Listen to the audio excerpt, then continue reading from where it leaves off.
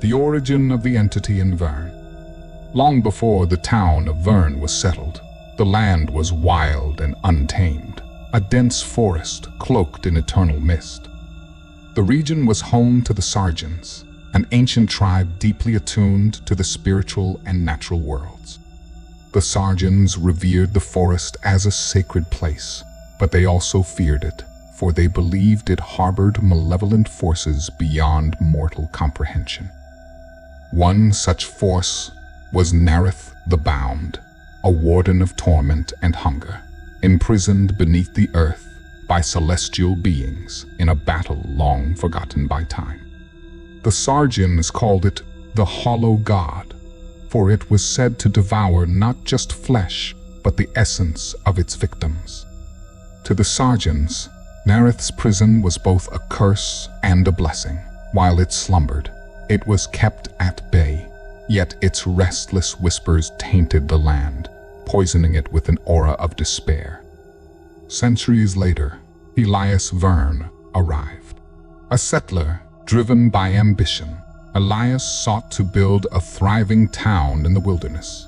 But the land proved unforgiving. Crops withered, livestock perished, and sickness spread among the settlers. Desperate to save his people, Elias ventured deep into the forest in search of answers. There, amidst twisted trees and unnatural silence, he found an ancient shrine, an altar of black stone, its surface carved with runes that pulsed faintly in the darkness. As Elias approached, a voice slithered into his mind, promising salvation. The voice belonged to Nareth, whose prison lay directly beneath the shrine. It offered Elias a bargain: prosperity for the land and its people in exchange for a blood tithe. Each generation would offer lives to sustain Nareth's hunger, ensuring the town flourished while the entity remained bound. Blinded by desperation, Elias agreed. That night, under a blood moon, he sealed the pact by spilling his own blood onto the altar. Nareth's power surged through the land, restoring its fertility and vitality. Town of Vern thrived, and Elias became a revered figure, though he bore the weight of the pact in secret. Over time, the blood tithe became tradition, though its origins were forgotten by most. Elders whispered of disappearances, of strange occurrences during the blood moon, but these tales faded into folklore. The entity's presence, however, grew stronger with each sacrifice, and its influence began to manifest in the physical world. Nareth shaped a vessel for itself, a grotesque figure of shadow and sinew, its elongated limbs and jagged claws, a mockery of humanity. This form, known as the Warden, served as the enforcer of the pact, collecting the lives owed to sustain its master. The barn at the edge of town, constructed by Elias himself, became the Warden's domain. Beneath its foundation lay the ancient shrine and Nareth's prison, a nexus of dark power. Drawn by the blood moon's sinister glow, victims would wander to the barn, compelled by whispers only they could hear. The blood moon was more than a celestial event. It was a manifestation of Nareth's growing power.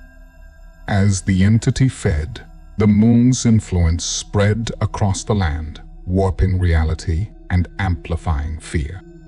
Animals fled, crops rotted, and shadows seemed to take on a life of their own. Those taken by the Warden were not merely killed, but transformed into offerings. The Warden harvested their flesh and bones, adorning the altar with grotesque trophies, while their essence was consumed by Nareth. The victims' screams echoed through the barn, merging with the anguished whispers of those who had come before. As the centuries passed, the curse of Vern became impossible to ignore. Entire families vanished, and the townsfolk lived in constant fear of the blood moon. Desperate for answers, a group of scholars uncovered fragments of the Sargents' ancient texts, piecing together the truth of the pact.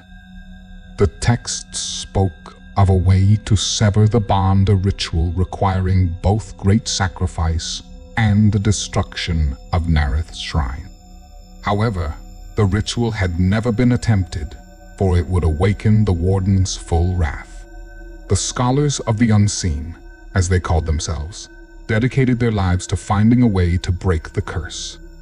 They created maps of the barn's subterranean chambers, devised wards to repel the warden, and trained successors to continue their work. Yet, the blood moon claimed them one by one, until only fragments of their knowledge remained.